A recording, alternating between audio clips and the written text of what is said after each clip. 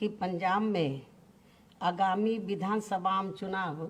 इनके नेतृत्व में नहीं बल्कि गैर दलित के नेतृत्व में ही लड़ा जाएगा, जिससे भी ये साफ जाहिर हो जाता है कि कांग्रेस पार्टी का दलितों पर अभी तक भी पूरा भरोसा नहीं जमा है। किंतु इनके इस दोहरे चाल चरित्र व चेहरे आदि से वहाँ के खासकर दलित वर्ग के लोगों को जरूर सावधान रहना है। लेकिन इससे ये भी स्पष्ट है कि कांग्रेस पार्टी यहाँ अकाली दल व बीएसपी के बने गठबंधन से काफ़ी ज़्यादा घबराई हुई है और मुझे ये पूरा भरोसा है कि पंजाब के दलित वर्ग के लोग भी इनके इस हथकंडे के बहकावे में कतई भी नहीं आने वाले हैं। वैसे तो सच्चाई ये है कि इनको व अन्य विरोधी पार्टियों को भी मुसीबत में ही या फिर मजबूरी में ही दलित वर्ग के लोग केवल इन्हें याद आते हैं, ये भी सर्वविदित है। जैसे आप लोग परम पूज्य बाबा साहब डॉक्टर अंबेडकर का ही उदाहरण लीजिए, तो यदि कांग्रेस पार्टी के पास जब अंग्रेज़ भारत को छोड़कर चले गए थे, हालांकि संविधान बनने की प्रक्रिया पहले ही शुरू हो गई थी, जब अंग्रेज़ रजामंद हो गए थे कि हम भारत को आज़ाद कर देंगे, तो जब भारतीय संविधान को बनाने की बात आई तो उस समय यदि कांग्रेस पार्टी के पास पंडित जवाहरलाल नेहरू के पास एंड कंपनी के लोगों के पास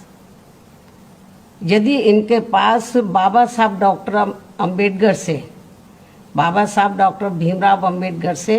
ज़्यादा काबिल आदमी होता, तो ये किसी भी कीमत पर बाबा साहब डॉक्टर अंबेडकर को भारतीय संविधान को बनाने में उसमें शामिल उनको नहीं करते। और आज जो पूरे देश में दलितों को, आदिवासियों को, अन्य पिछड़े वर्गों के लोगों को जो कुछ भी उनको कानूनी अधिकार मिले हैं तो शायद वो भी नहीं मिलते। और इतना ही नहीं, आज जो पूरे देश में तो धार्मिक अल्पसंख्यक समाज में से खासकर मुस्लिम समाज के लोग जो थोड़े घने सुरक्षित हैं तो शायद ये भी नहीं होते,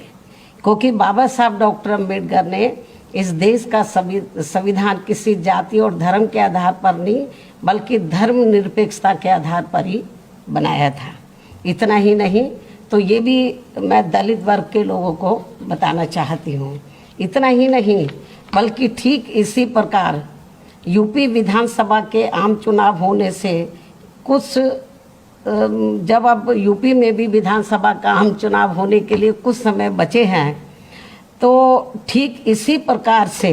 यूपी विधानसभा आम चुनाव होने के कुछ समय पहले ही, अब जब कुछ ही महीने बचे हैं,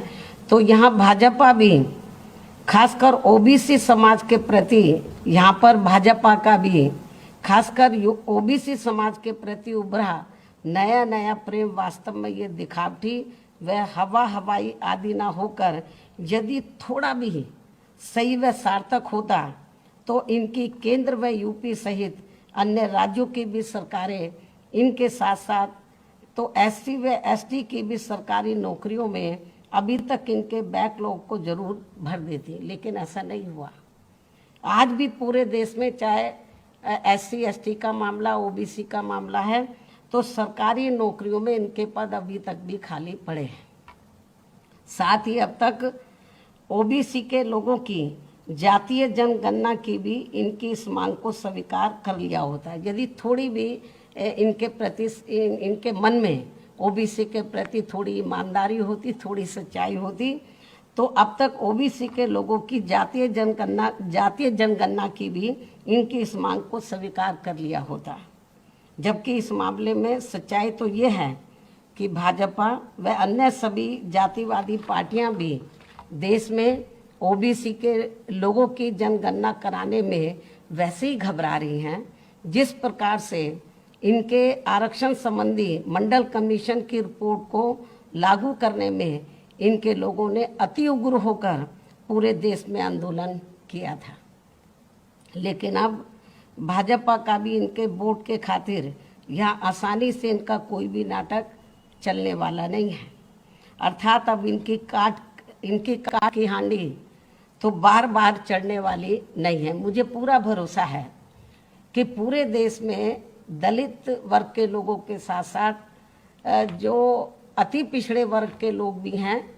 तो वो ना कांग्रेस के बहकावे में आने वाले, ना बीजेपी, ना अन्य किसी और पार्टी के, क्योंकि इनको ये बात अच्छी प्रकार से मालूम है कि इनको जो कुछ भी मिला है तो वो परम पूज्य बाबा साहब डॉक्टर भीमराव अंबेडकर के प्रयासों से ही मिला है। तो आज जो भी कुछ इनको थोड़ा घना ये जो जातिवादी पार्टी हैं, चाहे कांग्रेस है, चाहे बीजेपी है, या अन्य जो भी जातिवादी पार्टियां हैं, आज जो कुछ भी थोड़ा घना इनको दे रही हैं, केवल वो अपने स्वार्थ में, अपने वोट के खातिर, ना कि इनके समाज के लोगों को अपने पैरों पर खड़ा करने के लिए दे रही हैं। तो इसलिए मुझे पूरा भरोसा है, चाहे यूपी में दलित व अति पिछड़े वर्ग के लोग हैं, चाहे पंजाब में या देश के अन्य किसी भी राज्य में, ये लोग अब जल्दी से इनके बहकावे में आने वाले नहीं हैं। तो ये भी मैं आज मीडिया के माध्यम से इन पार्टियों को बताना चाहती हूँ। तो इन्हीं कुछ ज़रूरी बातों के साथ ही अब मैं अपनी बात यहीं समाप्त करती हूँ। धन्यवाद।